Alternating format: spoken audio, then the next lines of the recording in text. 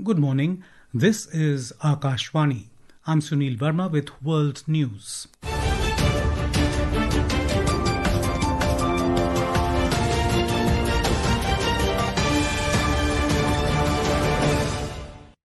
The headlines. President Draupadi Murmu hosts Russian President Vladimir Putin at Rashtrapati Bhavan.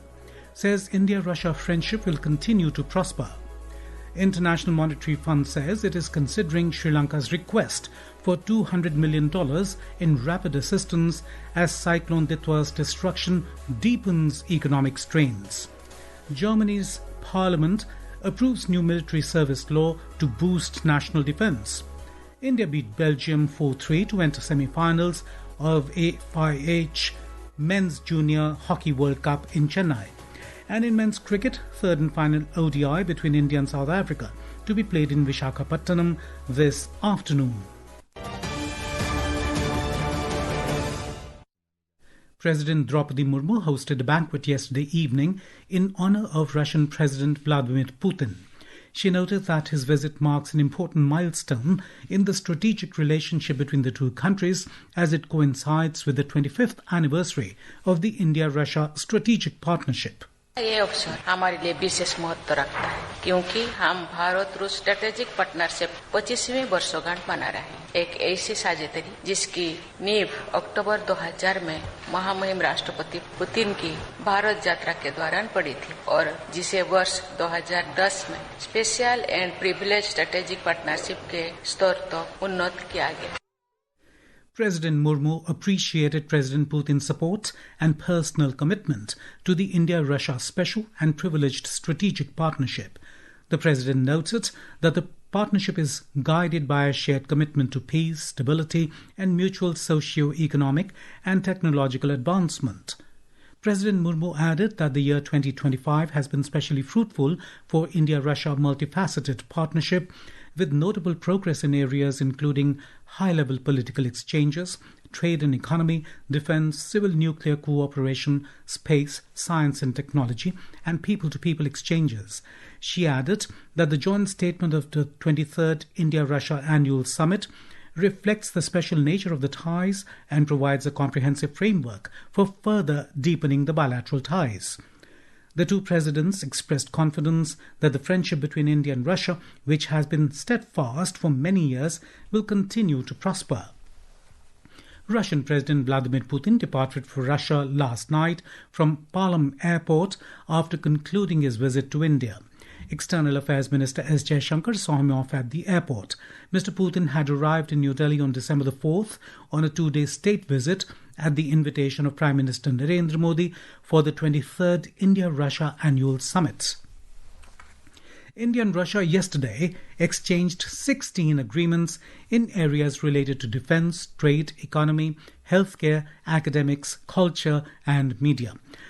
Addressing a joint press meet with Russian President Vladimir Putin at the 23rd India-Russia Annual Summit in New Delhi, Prime Minister Narendra Modi expressed confidence that India-Russia friendship will give the strength to face global challenges, and this very trust will enrich the shared future of both nations. पिछले वर्ष राष्ट्रपति Putin और मैंने 2030 तक द्विपक्षीय व्यापार को $100 billion का उस लक्ष्य को पार करने का हमने निर्धार किया था। लेकिन मेरी जो राष्ट्रपति पुतिन से बात हो रही है और जिस प्रकार के पोटेंशियल नजर आ रहे हैं, मुझे नहीं लगता कि हमें 2030 तक इंतजार करना पड़ेगा। ये मैं साफ देख रहा हूँ। हम उस लक्ष्य को समय से पूरा करने के संकल्प के साथ आगे बढ़ रहे हैं और मेरा विश्वास बढ़ रहा है। टैरिफ और नॉन टैरिफ बैरियर्स को कम किया जा रहा है।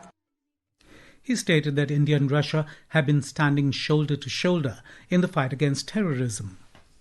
आतंकवाद के विरुद्ध लड़ाई में भारत और रूस ने लंबे समय से कंधा मिलाकर सहयोग किया है। पहलगाम में हुआ आतंकी हमला हो या क्रोकस सिटी हॉल पर किया गया कायरतापूर्ण आघात, इन सभी घटनाओं की जड़ एक ही है। भारत का अटल विश्वास है कि आतंकवाद मानवता के मूल्यों पर सीधा प्रहार है और इसके विरुद्ध वैश्विक एकता ही हमारी सबसे बड़ी ताकत है।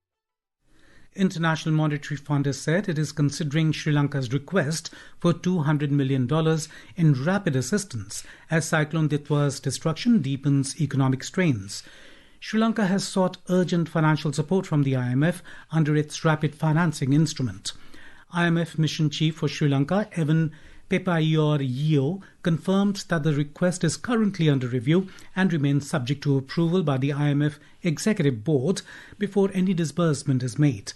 The RFI is a facility provided to countries facing sudden balance of payments pressures due to external shocks, natural disasters, or emergencies. This is Akashvani. You're listening to World News. We bring you the top international news and updates from around the globe. Germany's parliament, the Bundestag, has approved the new military service law today in a move aimed at boosting national defense. It marks a significant shift in Germany's approach to its military and follows Chancellor Friedrich Merz's push to create Europe's strongest conventional army. The change means that all 18-year-olds in Germany will be sent a questionnaire from January 2026 asking if they're interested and willing to join the armed forces. The form will be mandatory for men and voluntary for women. Pakistani and Afghan forces exchanged fire late last night along their tense border, though no casualties were reported.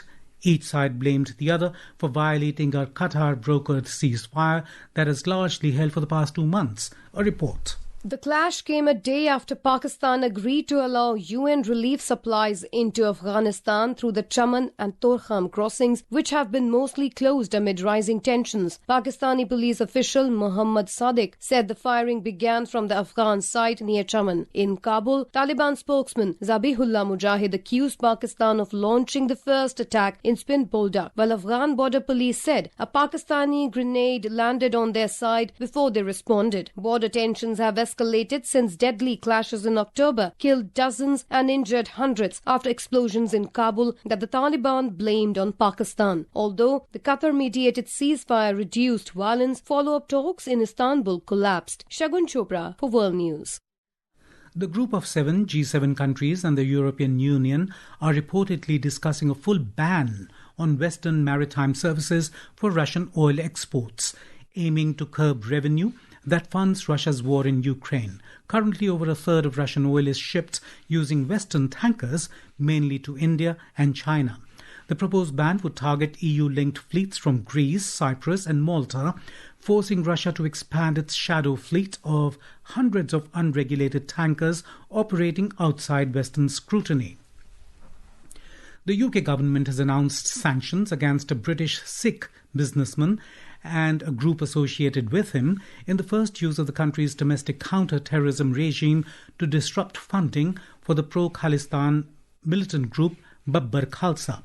Gurpreet Singh Rehal, linked with the Punjab Warriors sports investment firm, faces an asset freeze and director disqualification as he is suspected of belonging to organizations involved in terrorism in India.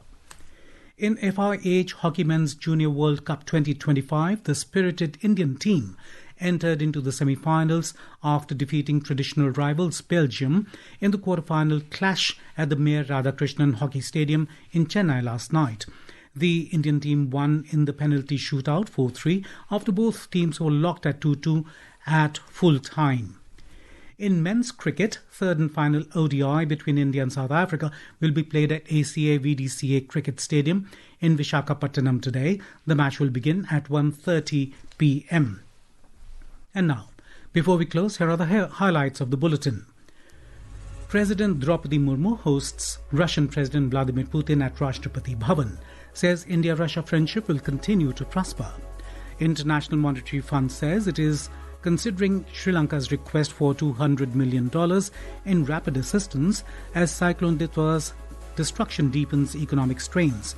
Germany's parliament approves new military service law to boost national defense. India beat Belgium 4-3 to enter semi-finals of FIH Men's Junior World Cup in Chennai. And in men's cricket, third and final ODI between India and South Africa to be played in Visakhapatnam this afternoon. And that is the end of this news bulletin.